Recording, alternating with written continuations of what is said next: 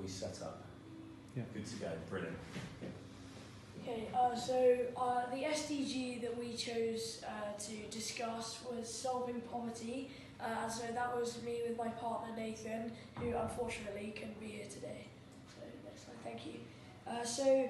At this point in time, as it says on the slide, 22% of the UK population are in poverty, which is 14.5 million people.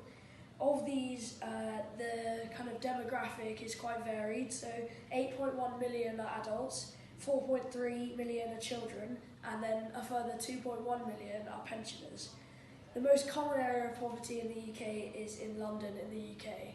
When we spoke to the students in Kilembwa about this, they said that they thought that it was around 50% of people in Kenya who were in poverty.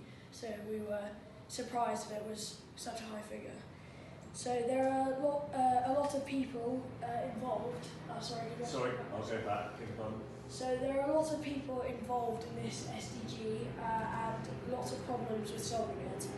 We thought that the best way to solve poverty was to create more charities for the homeless by donating clothes, lowering house prices, as that means that people in poverty may still be able to afford a house, and many people will have houses where there are more beds in the UK than they actually need, so they could possibly provide shelter, food and warmth for the poor with these, which they could do. So one of the solutions is taxing. So the government could tax the higher income brackets more, but one of the problems with this is that people claim that they have obviously worked very hard for their money and they've been working for a long time, which means that they don't feel that they should be restricted in their use of it, which is a fair enough argument, but equally there are people who are born into a situation where they don't have this opportunity to go out into the world and earn lots, which means that there are also people who are born into very wealthy families where they haven't necessarily worked for all the opportunities they have, which means that the UK already has a system of inheritance tax, so maybe this could be increased, or if the highest income brackets could be increased rather than just taking, for example, the top half and increasing their tax. So the second way that we could improve on this SDG is by increasing spending on infrastructure. So these are systems like the National Health Service and lots of things like this, which are in the UK, for example, the NHS is free, but there are also lots of problems with it. It's not necessarily funded as well as it should be, which means that these things should be funded better and there should be better access to good quality free education, as these things can lead to people who start in poorer families never escaping these conditions. So this is one example of where the UK spends a vast amount on defence every year, which is money that could be spent better elsewhere, and debates on this have taken place in other countries as well. So there have been debates on how much the US spends on their defence and whether this can be put to better use, and I think that we should consider this in the UK as well.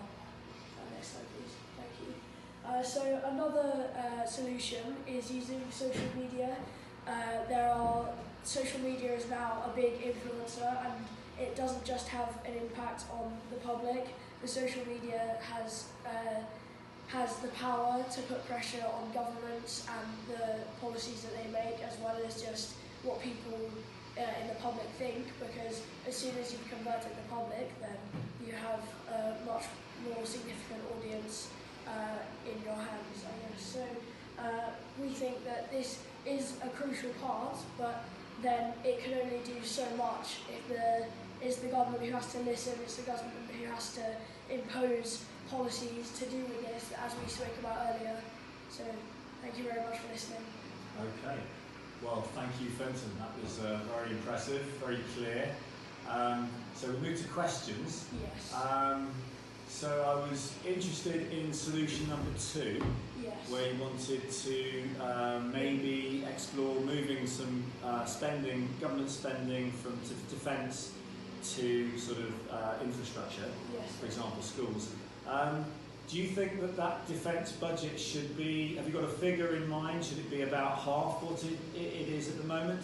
I haven't considered a specific figure, so it probably isn't the best to guess, but we think that it could be significantly decreased because the amount that is spent per year adds up to a huge amount if you think about it over 10 years. And obviously technology is developing all the time, and so defence systems have to follow that because if you have outdated defence systems, then you are of course at risk. But we don't particularly, I know current conditions would probably argue against this, but we don't live in a world where the UK is at a particularly high risk of invasion. I know obviously Ukraine has been attacked, but we don't particularly live in an area of risk, which means that I don't think we need to spend anywhere near as much as £42 billion on it. Okay, yeah, no, good answer.